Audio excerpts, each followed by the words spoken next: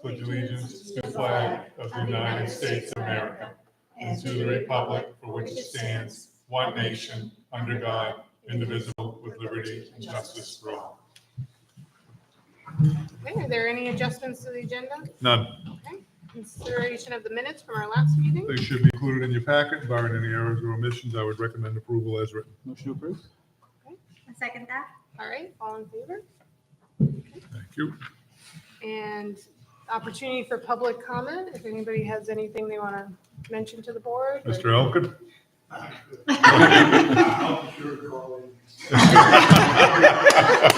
We appreciate that. Could you wasted a day and a half on me? All right, so now we can get to our presentations. So I was approached by Jamie and Jesse, about 4 or 5 weeks ago. As you know, politics and elections and whatnot, that can be kind of a touchy subject within school systems. And so they approached me because they wanted to do something in their 4th grade classroom to talk about government and talk about the different components of what an election is without talking about candidates and all that kind of thing.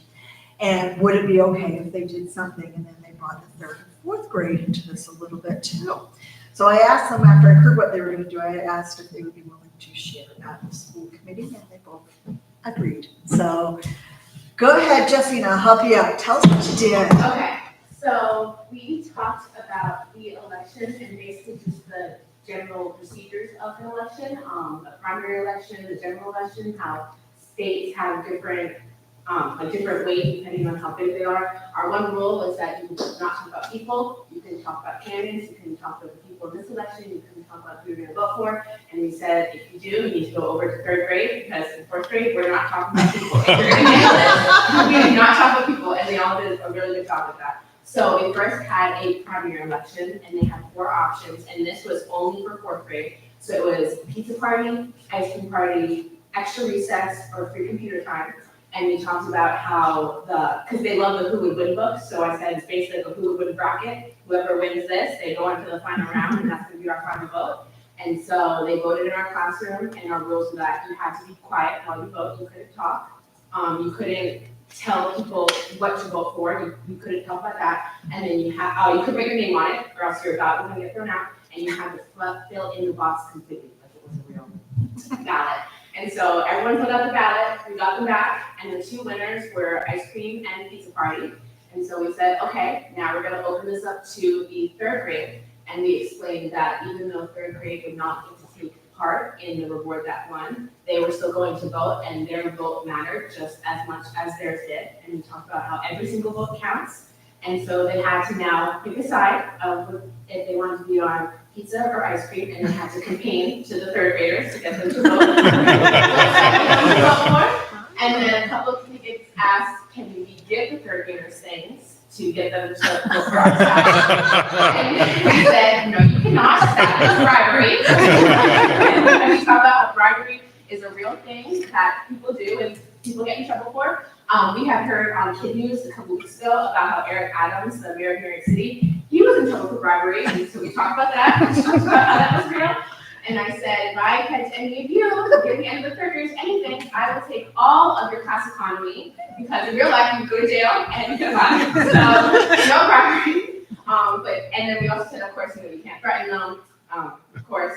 But we said, your job is to campaign to the 3rd graders to get them to vote for what you want them to vote for. So everyone made campaign posters, and we put them all in the hallway. And then they, at recess, would campaign to the 3rd graders to the point where they were chanting the party that they wanted. And then the day came, it was the general election. We did that on Monday. And we set up 2 desks in the hallway, and we had a little privacy shield up. And we had signs that said, vote here. And so we went 1 class at a time, and we did 2 students at a time, and the rules were the same. You cannot talk while you're voting. You cannot talk while other people are voting. So like everyone who was waiting in the classroom, they also had to be quiet. And then they could not talk about who they voted for until the results were announced. So we took 2 at a time, and we just watched them, and the same things applied. You had to fill in the whole box. You couldn't put your name on it, and then we had a special little box that they put their votes in after they folded it up. And then each class, they took their amounts, and then we added them all together. And we announced that the pizza party won. It was 37 to 29.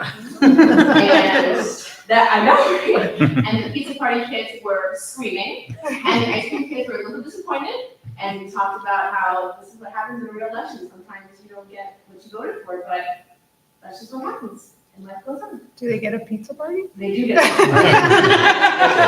But only fourth grade. Yeah, only for fourth grade. And this is why her kids love her. I can see why. That's awesome. That's awesome. Wow, that's so much fun. I would love a pizza I party. would also say, as a third grade teacher, it was a really fun thing to be a part of. I'm glad it's over. It was that fun. I hope you take the signs down soon.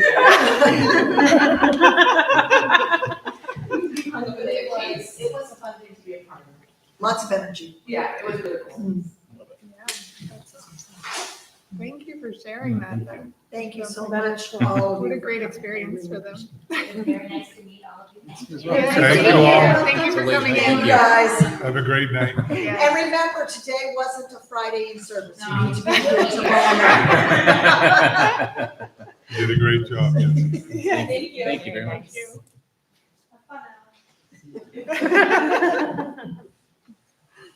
All right, great. Moving on to old business, we have policy review, some second reading. You have 3 within your packet, BEA, GCSB, and EEBB.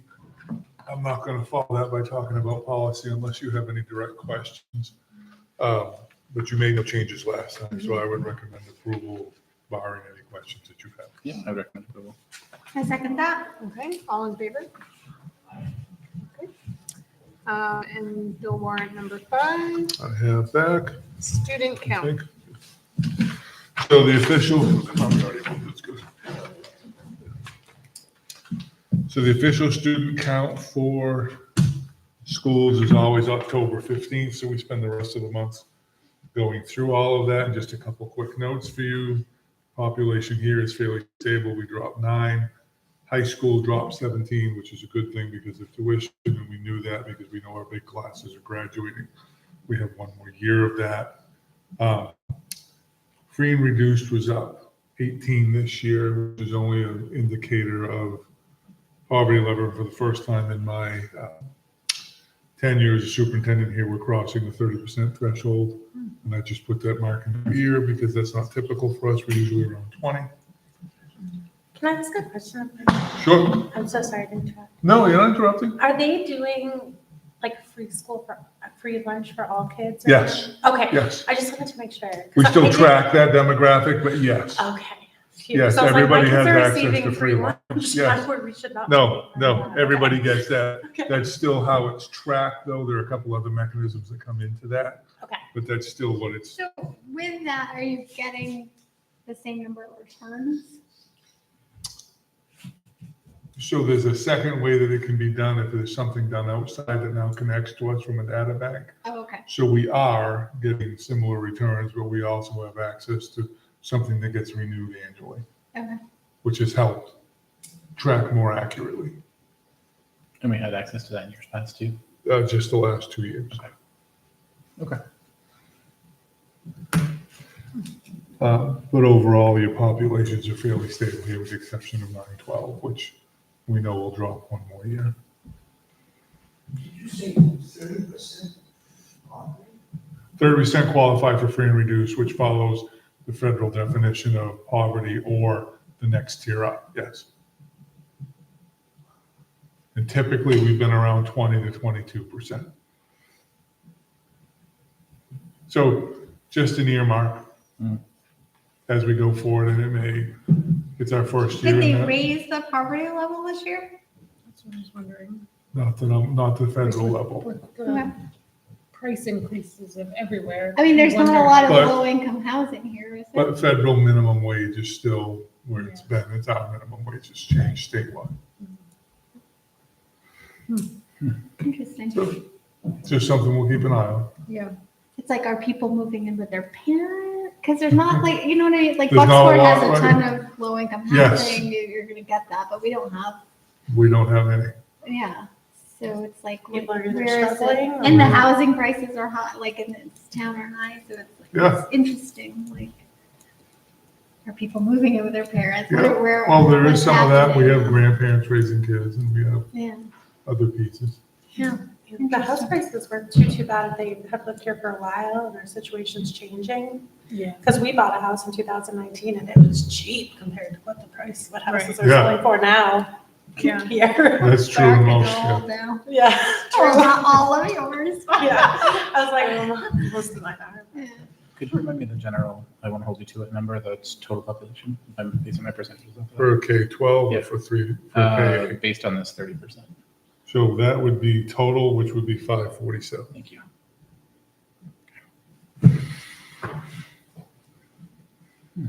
Other questions?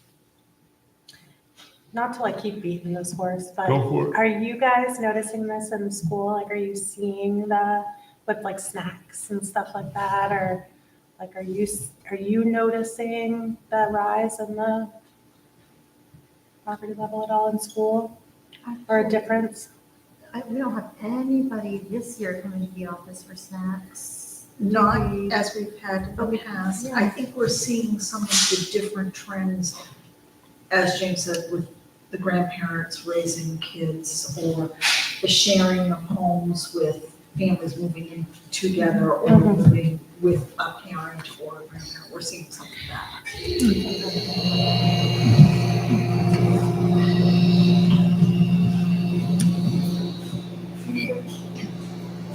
Other questions? Thank you. Absolutely. So we'll go on to policy review. Yep. So we've done this every year for 3. This is your Title IX policies that essentially, as things get added or taken away, you can tell by the very last policy that a protected class that was added from the recent reiteration of the law was pregnant, both for students and for staff members. Everything else within your policy has remained the same, but it does include pregnancy as a protected class.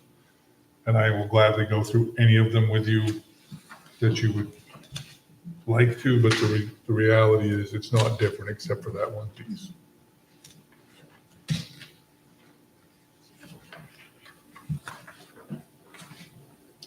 So are we gonna do this one at a time? Like I make a motion to accept the first reading without change?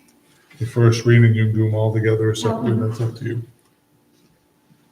You want to do them all together? Sure. Okay, so, I read them all previously. I'd make a motion to approve all 3 for the first reading. okay, we had a second kind of already. Okay, so I'm sorry, I all thought in that was, favor? No. I'm so bad at this part. Okay, we're good on that.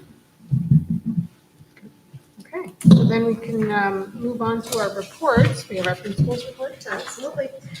So you have my report, a couple things that I wanted to point out. As you know, with our observation evaluation system, with our new staff, our probationary teachers, I have the opportunity to formally go in for 2 formal observations and 5 mini observations throughout the year. So I've been in all their classrooms, both formally and informally. And again, what you saw tonight is what these people are. They're wonderful. I told you in my report that I would talk to you about our in-service day today. We had a great in-service day. We had our teachers today, just teachers. And we worked on a few different things. We had some presentations from Wendy and Kelsey Larrabee on AI and some of the different apps available that we can use with our kids. So the teachers, I was gonna say kids, the kids were very engaged. They're my kids. The teachers were very engaged during that, watching some of those things. They had some time in their classrooms to work on curriculum. If you'll remember, we just finished up the social studies curriculum last year, but we of course still want to revisit and clean up our drive a little bit with some of these things. And we had the new science programs that we've implemented, so they've been working on that. And then this afternoon, I had gone to a workshop on behaviors, different kinds of behaviors and things to do in our classrooms for that. So I did a presentation on that for everybody today. We sprinkled throughout that some of our regulated classroom things that we've been learning about and had a very productive day. all in all, it's been a really good last few months, so. We all know what happens from now until Christmas. It's going to be and we're going to be done. So.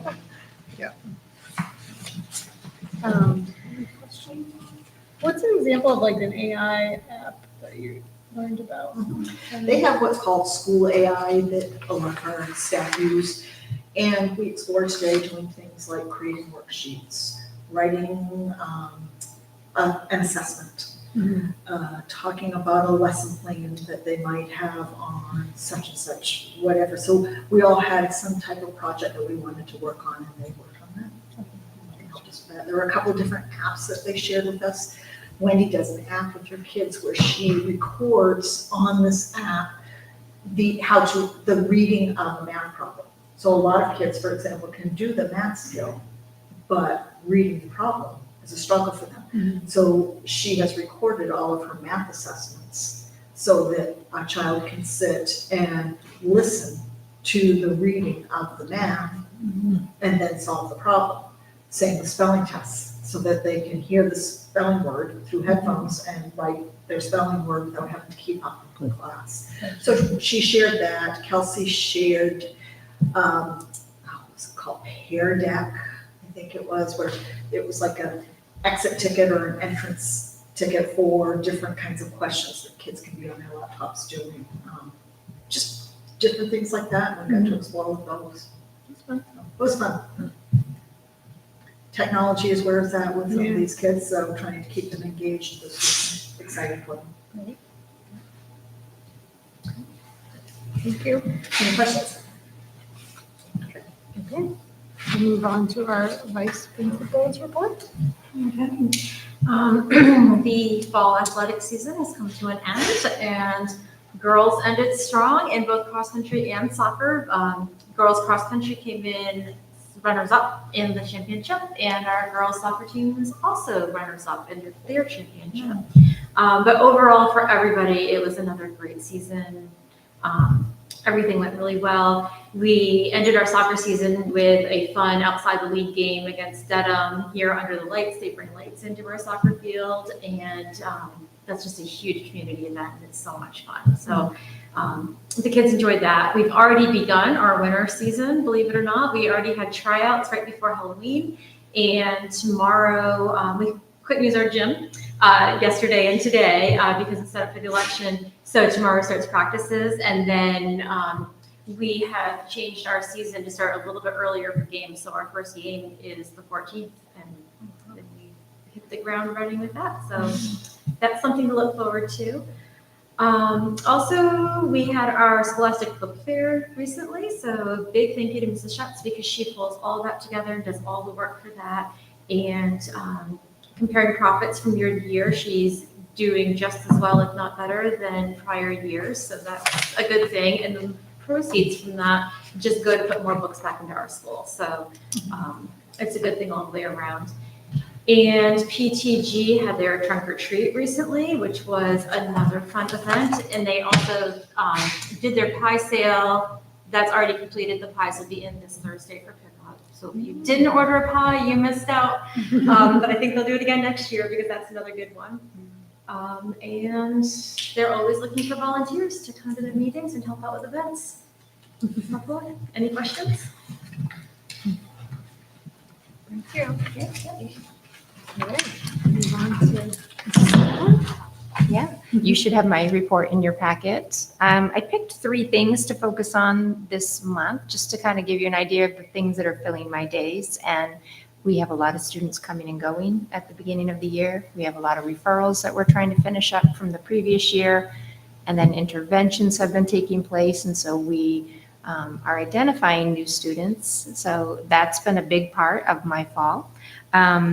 As Judy mentioned, I also am responsible for supervising and evaluating staff, and it's a great opportunity to do that during meetings, or after, I should say, after the meeting, just to kind of give some good feedback and have good conversations about what we're seeing and what we're doing.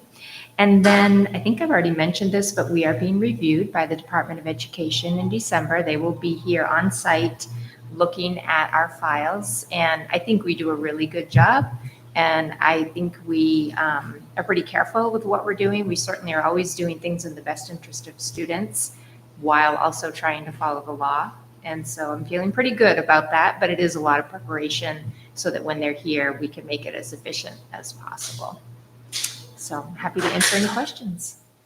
Is the review something that's typical, or is that they typically do it like every year, or every Yeah, couple it's years? 5. It might even be 4 now. What do you think, James? 3?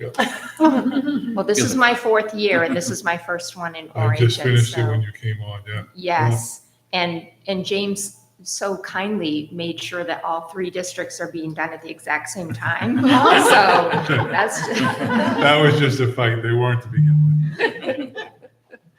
So I will be doing Dedham and the airline school at the same time, but they are just coming here to Orrington. So one day we'll get through it. And then we'll work on any things they want us to change, which that is They also will. their job. So, yeah. Yeah. It's all in the paperwork. Yeah. Thank you. It's such a user-friendly system too. Yes. Oh, yeah, I love that. Okay, thanks so much. And James? You have my report. We've covered most of it through the purpose of the agenda. The only thing I would say is the very last section, with all the misinformation out there. Chief Stewart was excellent during the fire. He called me every morning at 4:30, no matter what I wanted. And we had that dialogue, but he kept me apprised all the way along.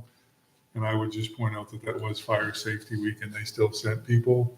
I think they did an incredible job and was very admirable, and they didn't let any of the kids down. So balancing both was not easy. So this would be just a shout out to that, to him and the fire department, and appreciation for it. Awesome. Yeah. Okay. I would take any questions. Okay, thank you. So we'll move on to personnel. Yep. So appointments, Michelle for special education nurse, and resignation Lisa for special education nurse. Obviously, one replaces the other. We have a student that needs additional support, and we've had that for a while. Okay, do we need to approve that? Nope, it's an appointment. Okay. Okay. Moving on, no executive session. Nope. Any questions or comments from public or the board? I was wondering a couple of things you folks are talking about that 30% as well. The new fire truck, everybody's familiar with 362. And I believe that was $680,000. And we asked, well, first they asked us, we waited 3 years for the COVID and everything. And they said, the manufacturer said, you guys want to sell it? They were willing to buy it at a better price. And then we said, what would that truck cost today? 1.2 million. Wow. Yeah.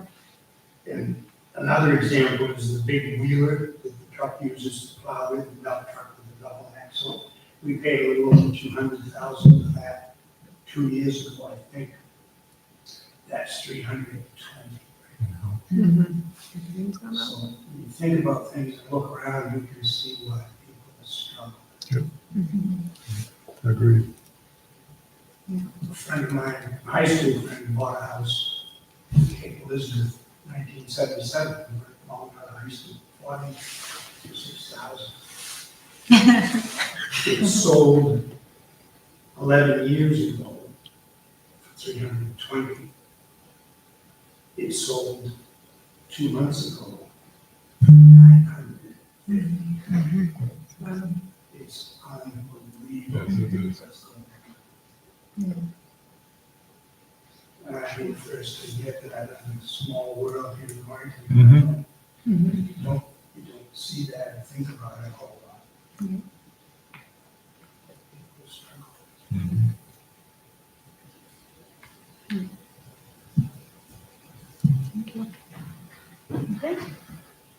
I think that's everything on our agenda. Absolutely. So we can adjourn, and we'll be back here again on December 3rd. Yes. Thank you, everybody. Thank you. Have a good evening.